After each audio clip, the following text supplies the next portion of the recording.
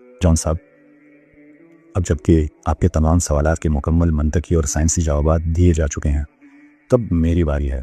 میرے آپ کے لیے کچھ براہ راست سوالات ہیں۔ اگر آپ کا اور آپ کے جیسے دیگر ملحدین کا یہ دعویٰ ہے کہ یہ قرآن محض ایک انسان کی لکھی ہوئی پرانی کتاب ہے، تو ذرا آپ نے تعصب کی عینک اتاری، اپنی پوری سائنسی اور عقلی قابلیت استعمال کرتے ہوئے مجھے ان سوالات کے جوابات دیجیے، مجھے سمجھائیے۔ اس کائنات کا آغاز، جسے بگ بینگ کہتے ہیں، آج کی جدید سائنس نے دہائیوں کی ریسرچ، اربوں ڈالرز کے بجٹ اور ہیڈرون کولائڈر جیسی بھاری مشینری کے بعد یہ دریافت کیا کہ یہ پوری کائنات، تمام کہکشائیں، زمین اور آسمان ابتدا میں ایک ہی اکائی یعنی سنگل اینٹیٹی کی صورت میں جڑے ہوئے تھے، جنہیں ایک عظیم دھماکے یعنی بگ بینگ کے ذریعے الگ کیا گیا۔ مجھے بتائیے، 1400 سال پہلے صحرائے عرب میں موجود ایک انسان کو کیسے علم تھا کہ کائنات کی ابتدا ایسے ہوئی تھی؟ سورہ انبیاء کی آیت نمبر 30 پوری صراحت سے کہتی ہے کہ ان منکرین نے اس بات پر غور نہیں کیا کہ آسمان اور زمین آپس میں جڑے ہوئے تھے، پھر ہم نے انہیں الگ کر دیا۔ انہیں کائنات کا یہ ماڈل کس نے سکھایا؟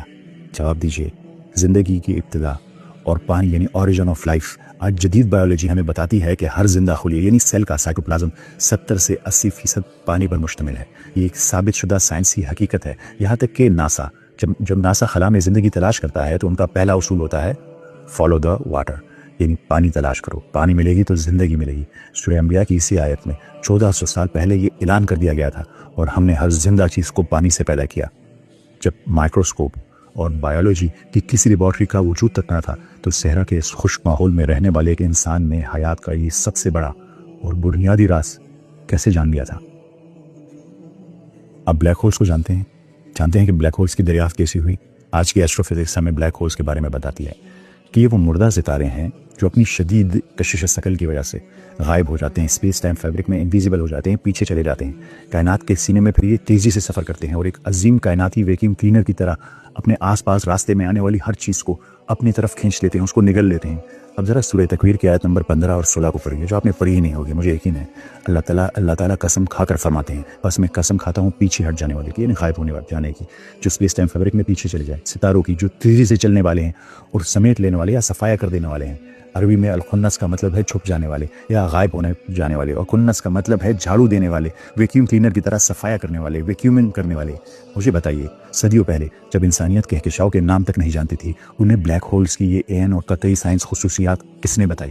انہیں یہ اتنی ایڈوانسڈ انفارمیشن کہاں سے ملی؟ آپ شاید تھیوری آف ریلیٹیوٹی کو جانتے ہوں گے۔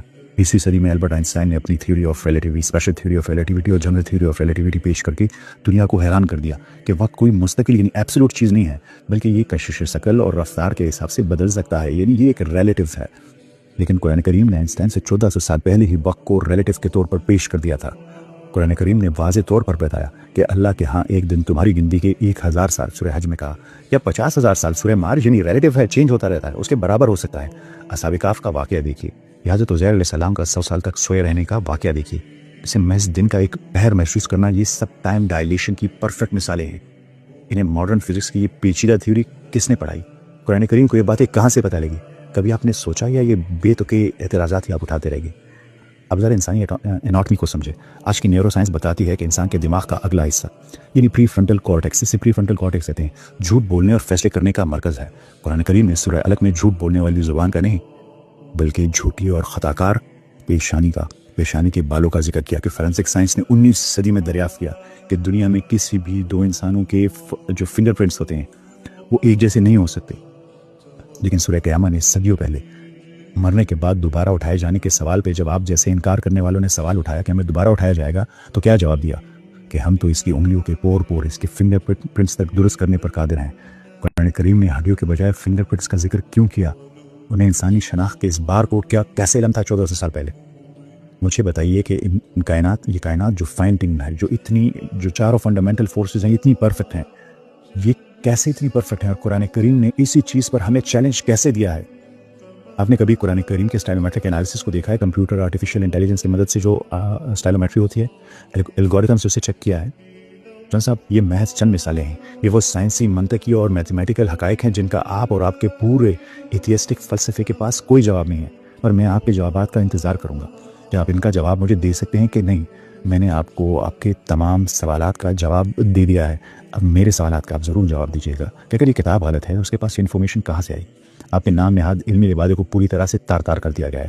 آپ کی اصولی غلطیاں، کمزور اور من گڑت تاریخی روایت پر آپ کا انحصار اور سائنس سے آپ کا مایوس کن فرار آپ کی اپنی آڈینس کے سامنے پوری طرح بے نقاب ہو چکا ہے.